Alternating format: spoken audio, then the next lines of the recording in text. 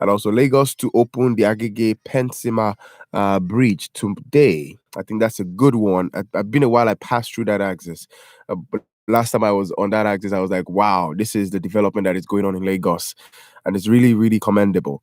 The also manufacturing firm borrowed 570 billion naira from banks in 2020. CBN. The This Day newspaper has the headline: Federal government no COVID-19 vaccine for state without cold stores. And Obasanjo Abdusalami Jonathan orders inaugurate forum to promote democracy. A bandit killed three, adopt one as insurgency spread to Kano. And also Buhari committed to unite to Nigeria's unity, says Kogi governor. And bandit ambush soldiers in Castina, adopt 60 in Zamfara village.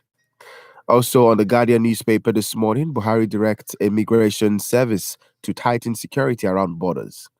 And price hike persists in Lagos despite end to food blockage from North. State yet to meet conditions won't receive COVID-19 vaccine. State Peace Building Agency is on an Igbo youth group hails at supporting Southeast for 2023. Still on the dailies this morning, the Nation newspaper has the headline. It says border communities owe allegiance to smugglers, not Nigerian, says custom boss. And 101 the Boko Haram suspect sue federal government for 303 million naira.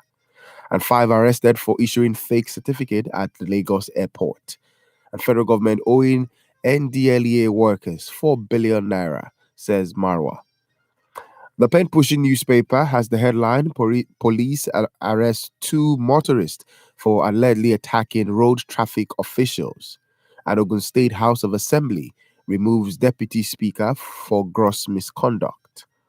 Man arrested for unleashing dogs on policeman and on policemen. And also 76 billion naira World Bank project, or your state government not losing any fund, says Governor Makinde. This are the headlines on the dailies this morning. Do well to send us a text or a WhatsApp message to be part of the conversation on 070-317-56537. All right, Adito, let's start off the headlines with the COVID-19 vaccine. That's the major talk on the headlines this morning. Yesterday on the big question, I threw it open to individuals that, we have 3.94 Oxford AstraZeneca vaccine available in the country right now.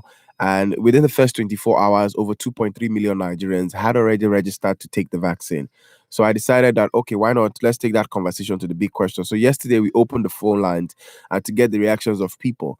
But even with the fact that 2.3 million people have registered to just, out of 3.94 million vaccines available, I thought it was an encouraging figure, and I was hoping that the responses I would get from across Nigerians over the telephone yesterday would be, "Oh, we are ready to take the vaccine when it's available. We would go take it." But over 60% of my callers yesterday on the big question, particularly did not want to take the vaccine. But do you think that come Saturday, when Mr. President, President Muhammadu Buhari, and also the Vice President Professor Yemi Oshibajo would be taking the vaccine on Saturday on television, has been said that that's what's going to be done? Do you think this would encourage other Nigerians to see the need to take it? I want to believe that one of the reasons why the president and the vice president have taken the first step to be the beneficiary to the vaccine is to at least create some form of encouragement to Nigerians, and especially those who have actually registered, to take the vaccine. Just as you said, 2.2 million is a lot. But you also know that the population of Nigeria is over 200 million, and we hope that this first, giving out the vaccine, considering the fact that just 20% of what we are receiving now, it is assumed that we would also get the remaining percentage to cover up at least to some extent. So I would say that yes, it is a form of encouragement. But it's not just about giving encouragement to people, as we've mentioned in previous discussions. It's also about showing people that they mean well for Nigerian citizens and that the vaccines has been properly checked, it has been tested and proven, to be given to Nigerians without any form of harm. When that reassurance is there, it will boost a lot of people's morale to go ahead. Yeah. Time. Don't be deceived by the people. How many are going to actually go out? It's not just to fill the database, but are they also actually going to go out? So that's another angle to it. But if you also look at the fact that over the time where we've had so much worries or fears over the vaccines coming in Nigeria, somehow you have some level of expectations from, people asking different questions if they should actually take the vaccines or not.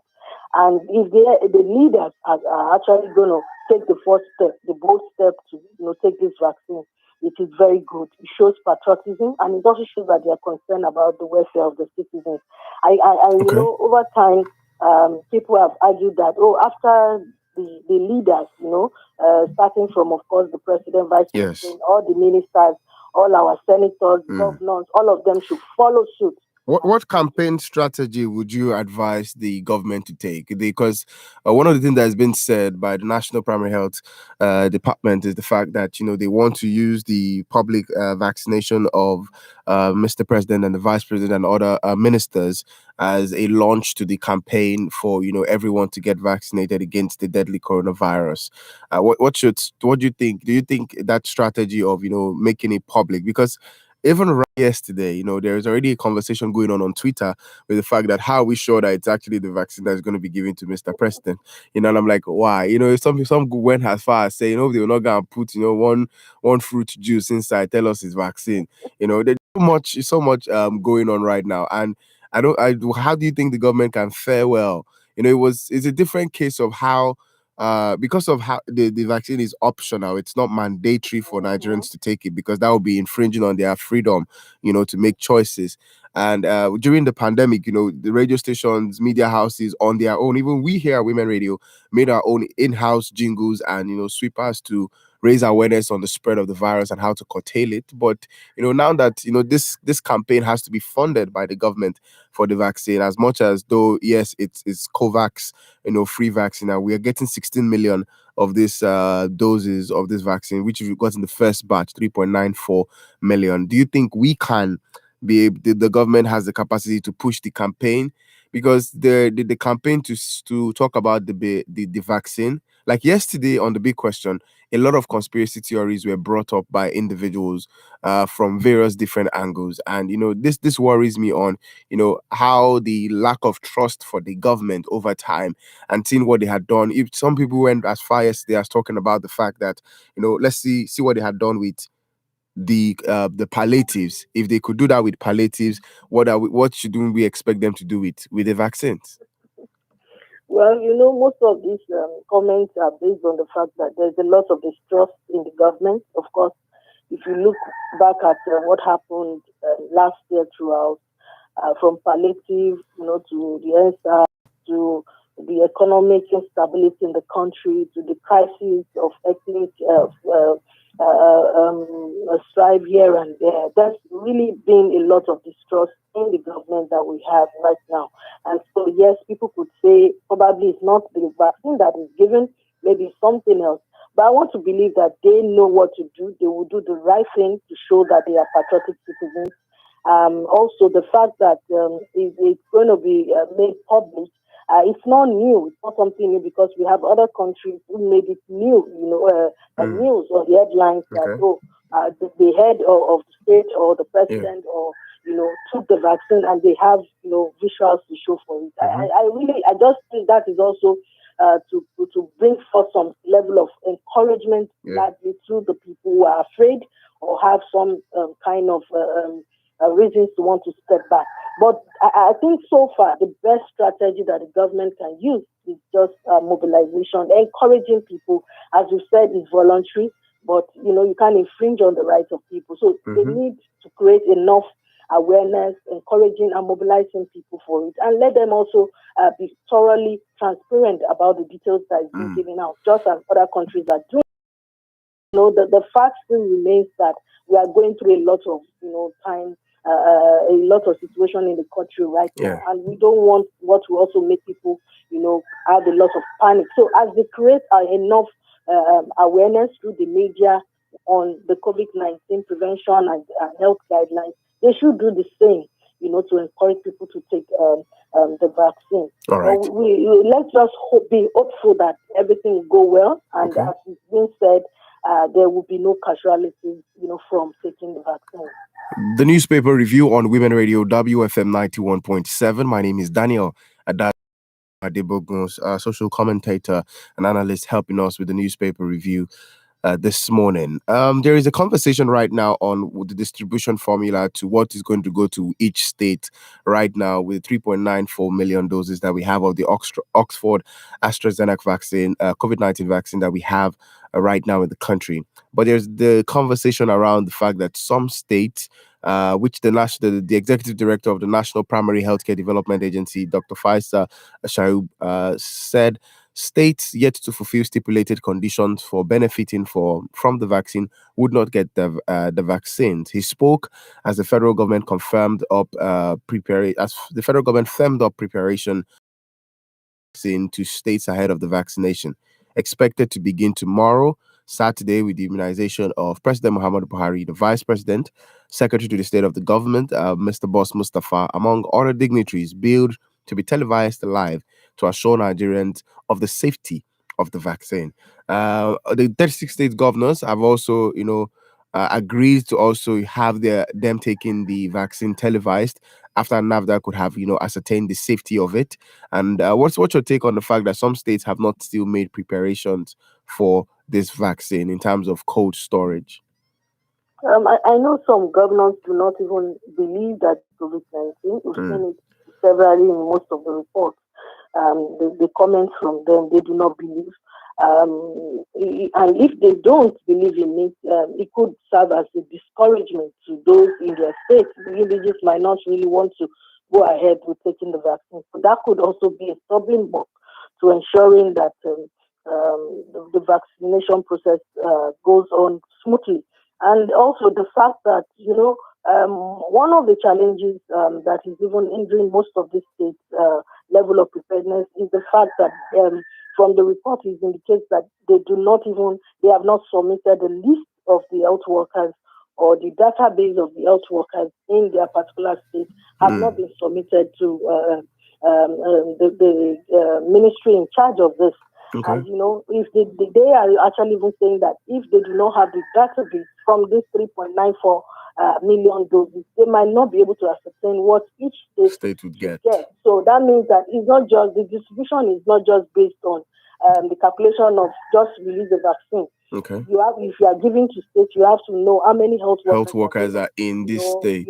Be vaccinated. Then the ones for the other most vulnerable citizens.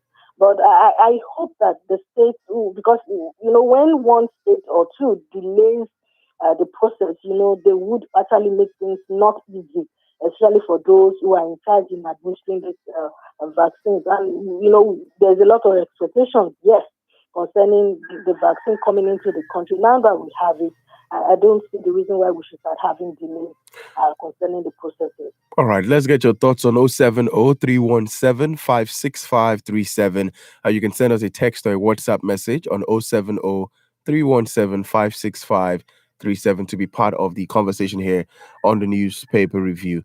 We go straight into other headlines. The president has spoken with regards to, ensuring that the immigration team continue to protect the border regions. But there are conversations on the This Day newspaper where Ali accuses border communities of protecting smugglers, killing custom officers. So the Comptroller General of the Nigerian Customs Service, Colonel Hamadu Ali, has expressed the agency's difficulty in containing the smuggling of arms into the country because members of the border community are protecting the smugglers and attacking and killing NCS officers. Ali made this disclosure yesterday while responding to during the agency's 2021 budget consideration session organized by the House of Representative Committee on Custom. The custom boss, while saying that no nation had been able to stop arms smuggling, however, optioned that the curtail of the menace, other agencies, and the people in the border communities must help the customs. What's your take on this particular headline? It's really sad that despite the fact that countries are going through series of conflict situations and everyone is trying to, be safe as well as protect its citizens, you still have, some nearby border town nations or smaller countries, trying to abort bandits, especially those who are, involved in arms dealing. And so far, there was a report in 2003, yes, precisely, I think we had the largest smuggling of live bullet ammunition, seized, at the border with 170,000 live bullet ammunition seized at that time. That's since 2003. Now, I'm sure we would even have series of other, different arms being smuggled into the country. And one of the challenges is that the fact that the customs do not even have enough manpower to man most of these borders. We've actually complained that the borders are quite porous and it gives entry into smugglers coming in with different things into the country. So if the customs service do not make provision to have more custom recruited into the service, and at the same time making provision to ensure that they pay these officers, we will continue to have issues of smuggling into the country in even greater numbers. And the fact that even those communities harboring these bandits, they largely believe that those bandits are more important, probably because they will make use of or take advantage of them for using the arms as well to their own selfish reasons.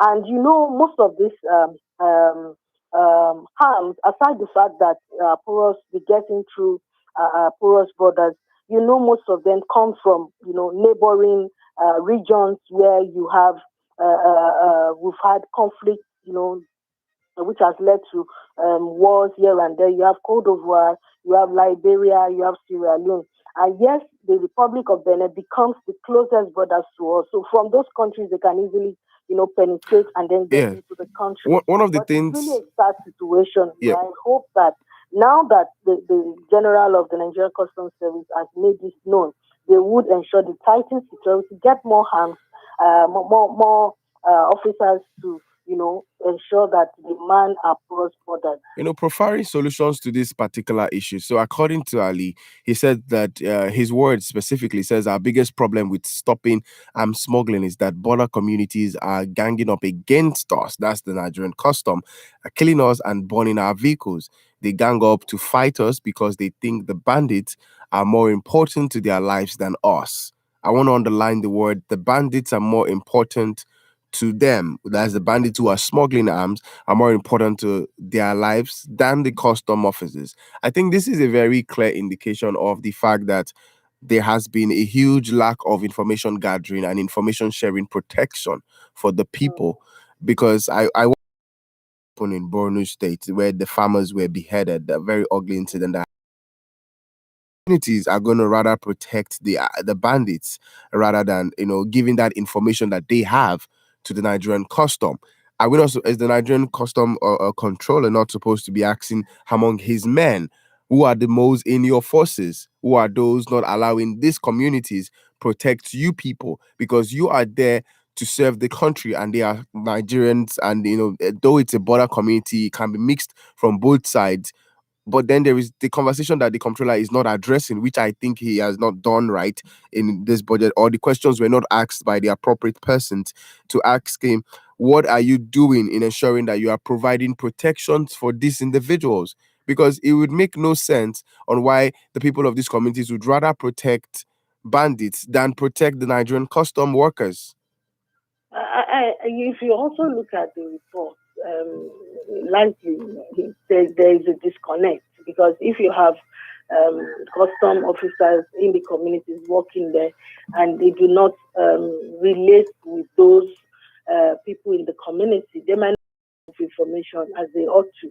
And then the fact that there is no, strategic protection for the people who give out information. Mm. At the end of the day, the bandits might go after them and kill them. And I'm sure that's why they feel that it's quite important for them to stick with the bandits than to be with the custom service personnel. Because if there's no protection of life, why giving information out?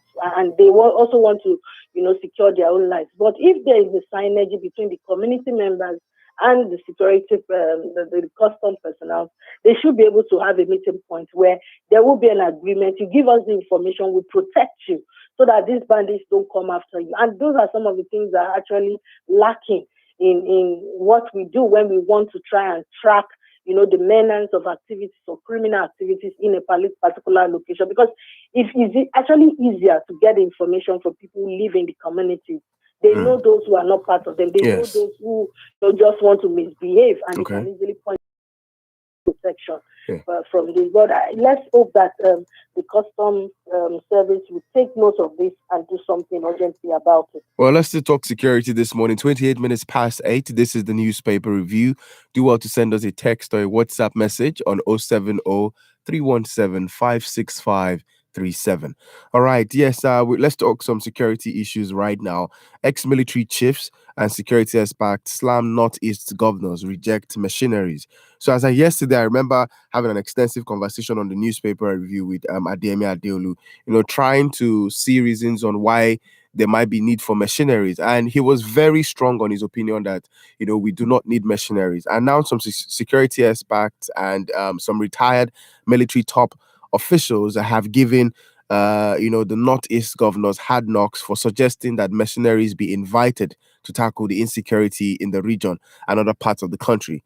Among those who had come hard on the governors were the ex-military administrator for Kebbi State, Colonel Uba, and former commander of the 1st and the 4th Guard Battalion in Lagos, General Yakubu Arimdan, retired Deputy Inspector General of Police, Taiwo Lakani, retired also, and Kanu-based security expert and former Assistant Inspector General of Police, Hadi Zeriwa. Also, so all these individuals came hard on the Northeast governors who have said that, the situation looks like it's overwhelming already for the Nigerian security forces. They have said we should collaborate with with neighboring states like Chad, Niger, Cameroon, and we should also seek the services of mercenaries in actually bringing an end to this issue. So my question now is there any length that we should not, are there some solutions that we should not even consider with regards to the protection of lives and property?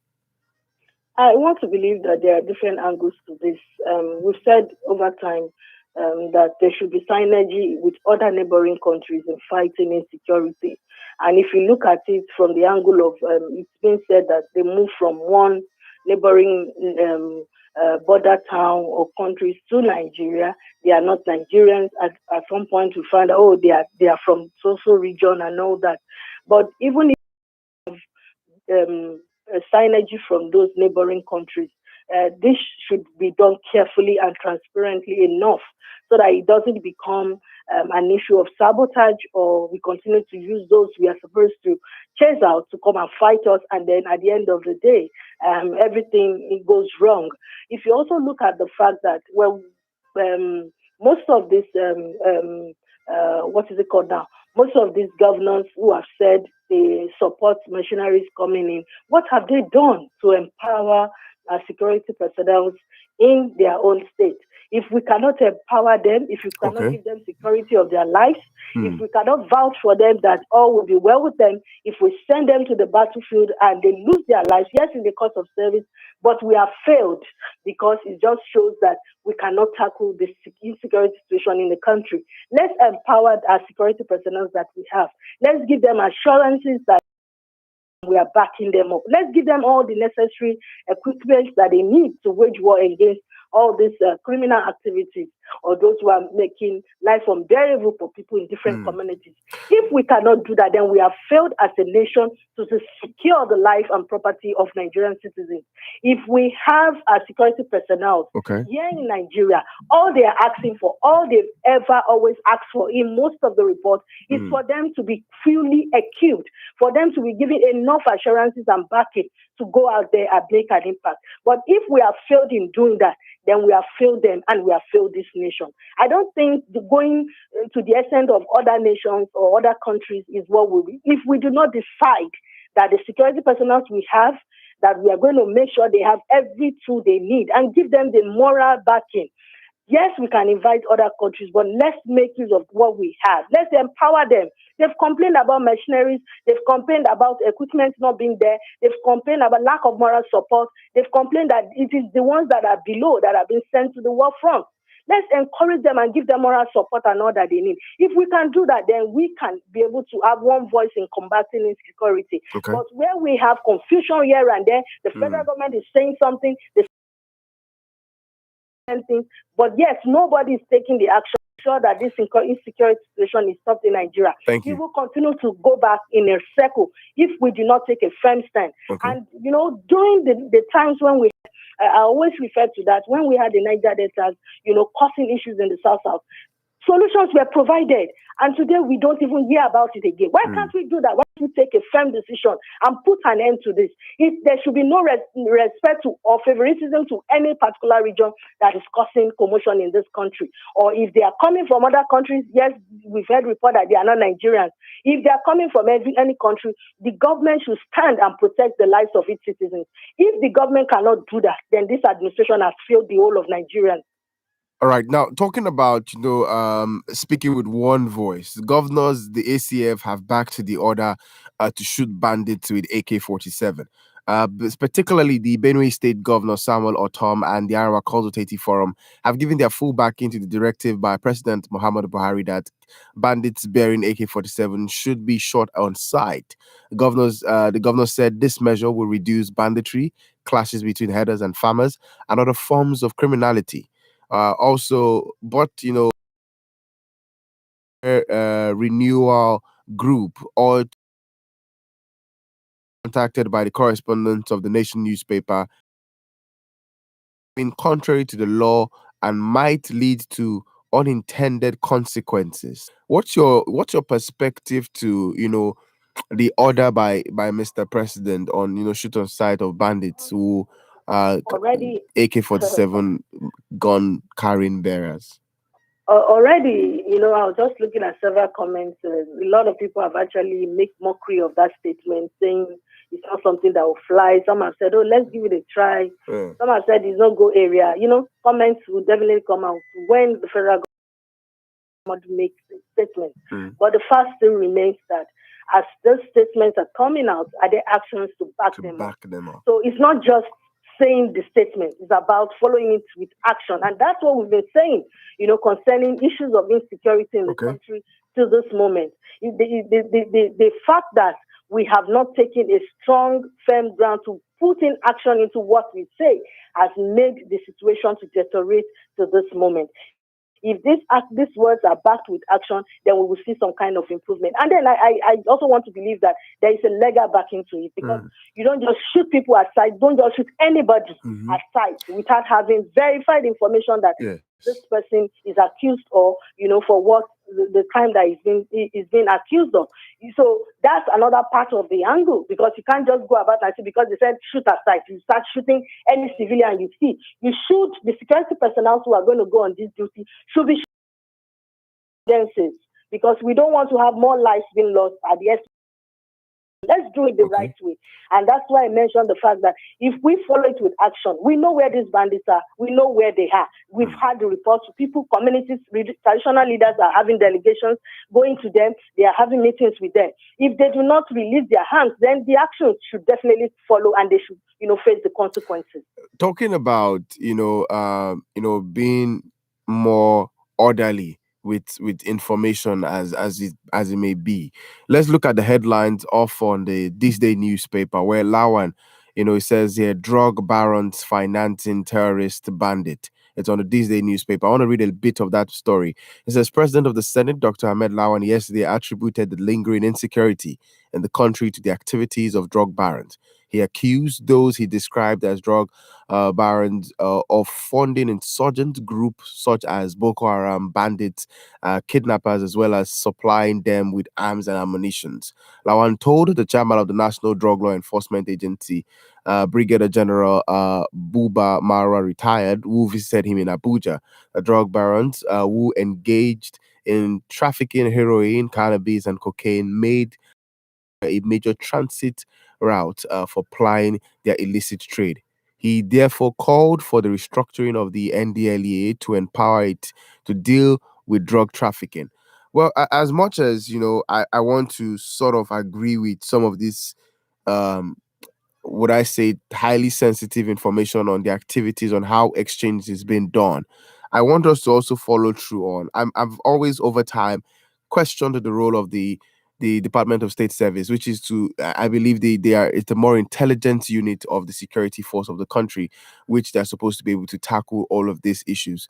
Talking about our forces now, our ministries and departments in terms of the National Drug Law Enforcement Agency, the Customs Service, the ports authorities. These are the channels, the airports, the airways. Just look at the information recently where the president, gave the no-fly order to Zamfara State. And then the Zamfara State governor himself is saying the federal government does not understand the peculiarity of the security situation in their state, and the no-fly zone in no way would solve any problem. That the meeting which the Nigerian Security Council had with Mr. President, they just went to have a few drinks and marry, that it would not yield any positive results. So, are we not supposed to also be asking ourselves the questions?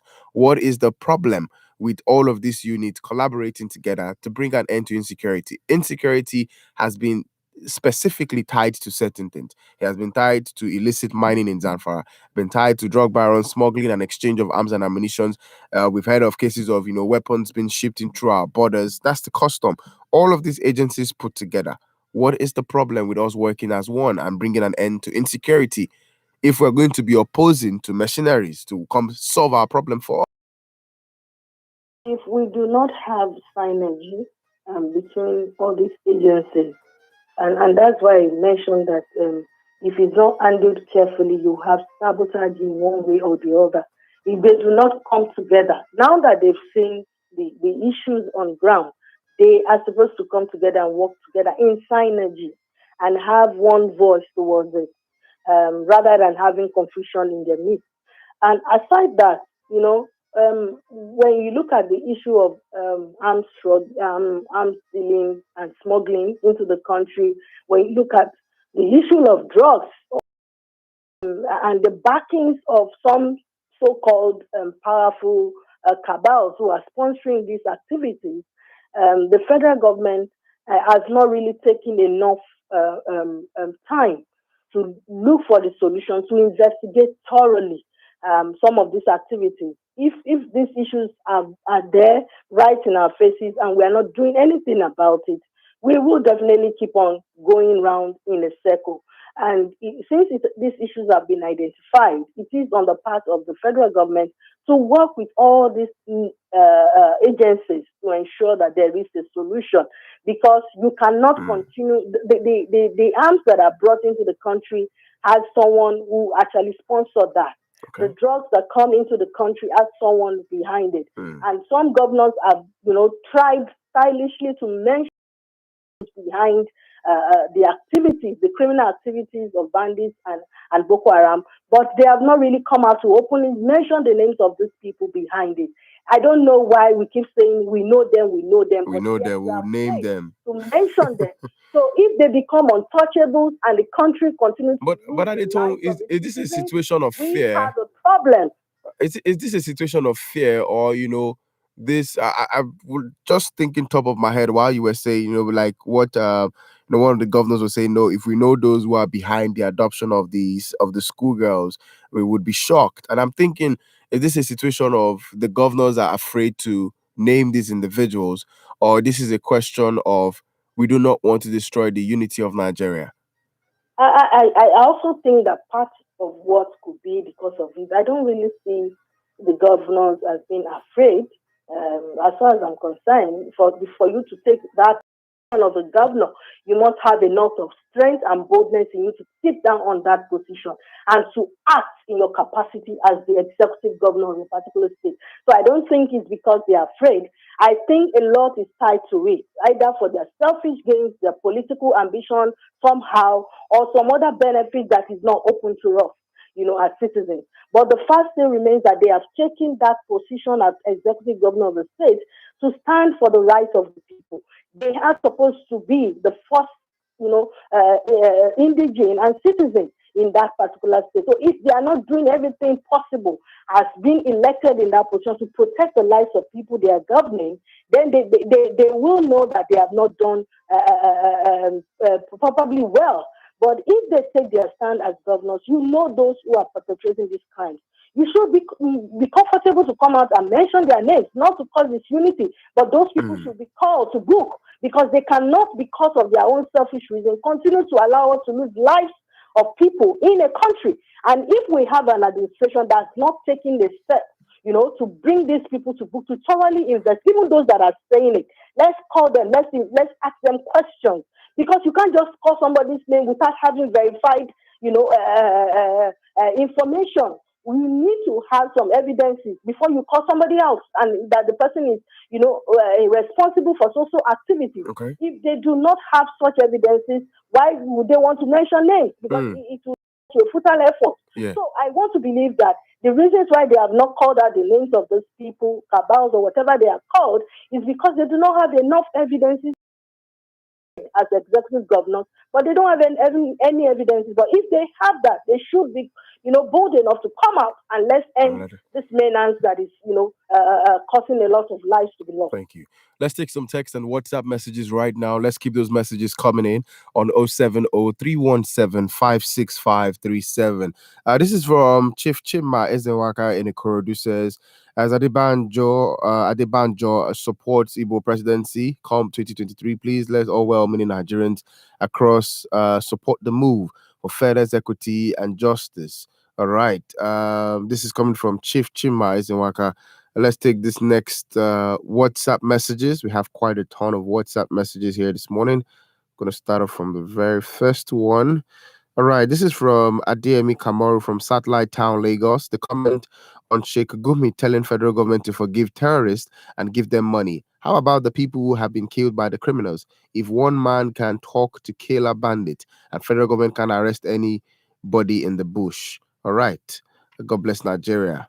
This is from Engineer Wale in Ikorodu says DSS should invite Sheikh Gumi to come and explain his romance with those criminals, bandit, because his utterance these days needs to be investigated. On PMB and Professor Shibajo taking their vaccines tomorrow. I hope this will encourage Nigerians to take the vaccine because there is a trust deficiency in the country. Government should also showcase our own potentials by supporting local medicine practitioners to come up with COVID-19 cure. Have a fantabulous and corona-free weekend. Thank you very much, Engineer Wale in Ikorodu. All right, this is from Mofe Steven in Ikotu. Says, good morning, Daniel. Something tells me that there is more to Sheikh Gumi. I hope he is not the real leader of Boko Haram. He sees amnesty. He's seeking amnesty for terrorists who are still operational. Sincerely, there is more to this drama. All right, that's Mofe Stevens' thoughts this morning. Rosenja Mutiu in Alakbara says the country is full of lawlessness and injustice. Why should a soldier torture a boy to death for plucking mango in the barrack? An average Nigerian soldier acts with such impunity because knowing not. I wonder who the Nigerians that want president in 2023 were, because the lazy youths that know not their rights from their left. All right, that's Mufes Rosenja Mutiu in Alakbere. Okay, take this next one here. It says, Mr. Wale in Peace Estate, Barawa says, on fresh Zamfara, Governor of Zamfara State should be proactive. God bless Nigeria. All right. It says, hello in the studio on insecurity in Nigeria. Please decentralize security now because one of our friends who travels to Kano from Owode or near in Lagos, their luxurious buses will pray by bullets in Niger State. People, I'm not sure I'm understanding your message. Additional Wasiu in Ikorodu. You can just help me rephrase that text properly. All right. It says, good morning, Daniel. Thank you very much. I'm really not too comfortable with the hype or the unnecessary publicity given to the president taking vaccine on Saturday. Is there anything new about that? No, to me. It is just a political gimmick or publicity stunt which may not achieve anything positive. but would only succeed in creating doubts in the hard minds of Nigerians. Are we sure the president or vice president would be giving the real dose? Yet millions of naira that could have been channeled to good use will be wasted on this so-called president-taking vaccine saga. Nigerians, we should be careful. All right, Engineer Sojibade joining Paja. All right, Biko. Drug barons are never those sponsoring Boko Haram in Nigeria. Many people know it is not drug barons involved in leaking information to Boko Haram are never drug baron. I repeat, but top Nigerians who have people in the military and other agencies. That is why information easily leak out to the terrorists to attack the military. Dan, have you thought of how hundreds of school children are moved across the street down to the bush without law enforcement agents on the way? Or dear Mark in Ikeja. All right. This is from Makandi in Ibafo. Says Nigerians should stop calling Gumi no Northerners talk so bold like Gumi if he does not have backing. All right. So we should ask the government led by Buhari to tell Nigerians what they know about the happenings. They have agenda, but God will disappoint them. That's Makandi in Ibafo sending us that message. Do well to keep your messages coming in on 070-317-56537 this morning to send in a text or a WhatsApp message. I want us to take this headline on the Nation newspaper. I'm very concerned about it. Lagos ride begins with 1,000 SUVs. So the Lagos State Government and Choice International Group yes, they rolled out 1,000 sport utility vehicles as taxis for Lagos residents. The launch, which was held in Lagos House Marina, also featured the signing of an agreement for establishment of motor assembly plant in Lagos State. According to the Governor Babajide Sanwo-Olu, the Lagos State taxi scheme is targeted at making life easier for Lagosians, improving mobility and creating a seamless multi-modular transport system. Sanwo-Olu said the scheme would create jobs, accelerate social economic, and further put the state on the global map of the central as the center of excellence and the modern megacity committed to sustainable development. Major attribution of the modern megacity was a world-class transport system with interconnected services and mobility choices of the citizens. What this means in totality, from what I understand, which I want to get your thoughts on, we already have Nigerians, Lagosians specifically, who are daily earners, and I'm concerned about the Lagos commercial bus drivers. 1,000 SUVs brought into the system. We're looking at these buses also coming into the roads. We're looking at the competition for passengers. Because we like comfort. I agree, we like comfort, and I know the pulses of Nigerians are not necessarily the same. We all have different standards of living, but with moves like this, is this not an intentional plan looking at the eradication of yellow buses in Lagos? We've had this news earlier in the year. That is the move to remove all the yellow buses. And I mentioned, specifically on that discussion that they should definitely make provisions, while taking the yellow buses out. At the same time, the commercial drivers are also doing this transportation business to earn a living and feed their family. We strike the balance between that because it means you are taking a lot of people Yes, out of our jobs. employment and all that. So what happens, or are they actually going to be measures being put in place to ensure that due diligence is followed and all that? Now that just as Uber and other transportation Taxi hailing innovation services. came into the country, of course, especially Lagos, it made movement much more easier. And the fact that we're having this, yes, in the sense of it, it is going to a move to create some level of comfort and then ease transportation. But when you also look at the traffic situation in Lagos, with all this coming up together, how do we manage, the stress that is usually, faced as we journey from one that these are going to be a lot of challenges that the state government will have to, handle. And I hope that they will have enough officers who will be able to man traffic once we have this jam-packed load of cars up and there. Because definitely in those comfort situations, you will also have those challenges you have to face. Okay. But if the state is, ready to make the Mm. transportation Okay. business much more Yes. better for us, I think it's good. We've accommodated Uber and the other, Mm. transportation businesses, and we see a lot of ease here and there. But the issue will be controlling the traffic and ensuring that those yellow buses that will be phased out somehow. I don't Mm. know how they want to go about it. I don't know Okay. the strategy for now, but we'll just have to wait and see how it's going to. But you can't, make room for more unemployment rate because of this.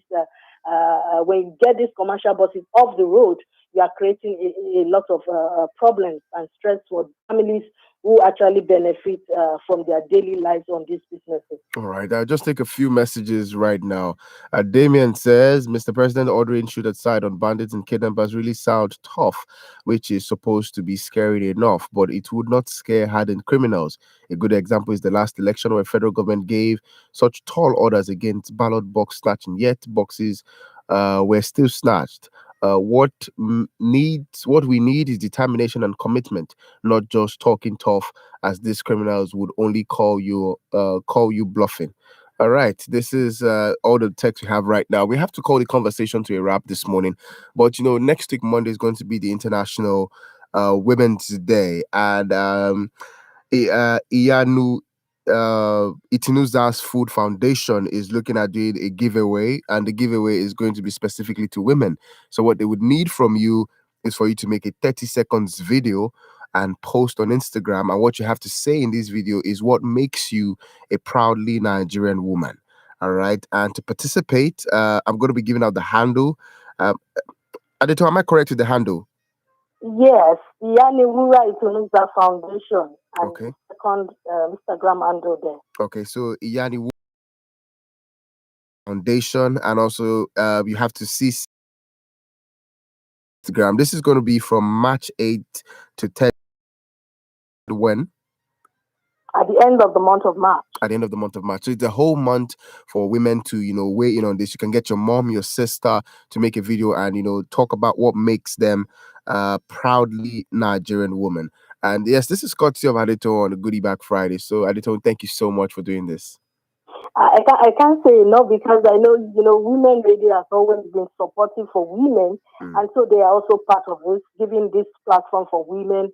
And the fact that it's not just winning product items and all that. Women that will be selected, we are looking at empowering 30 to 40 women.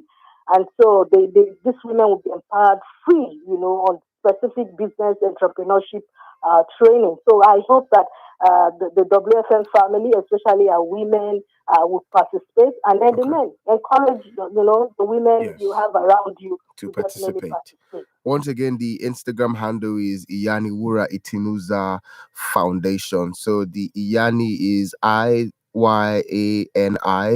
Wura WUA,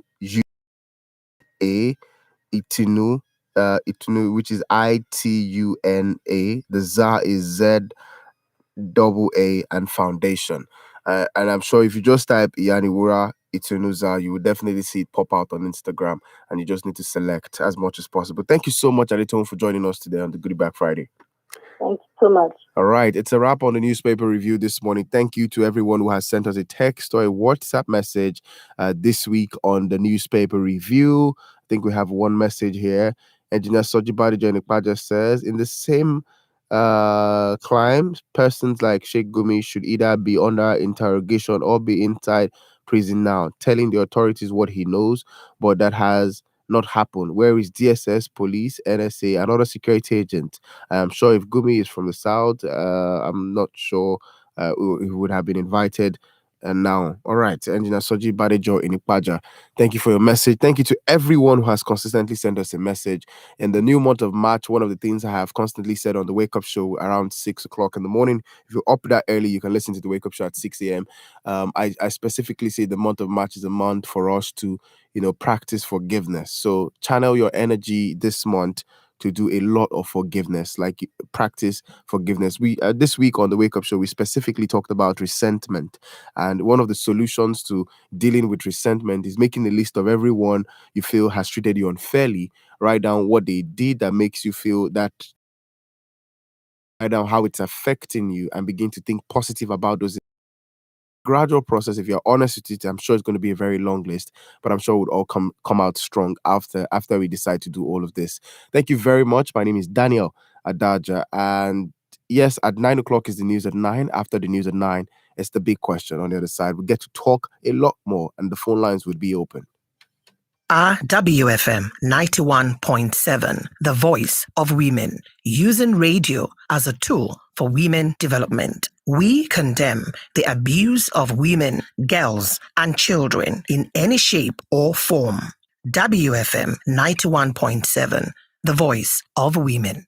Tax Radio. A woman radio 91.7. Mondays, Fridays from 5:30 p.m. with FIRS. Pays to pay.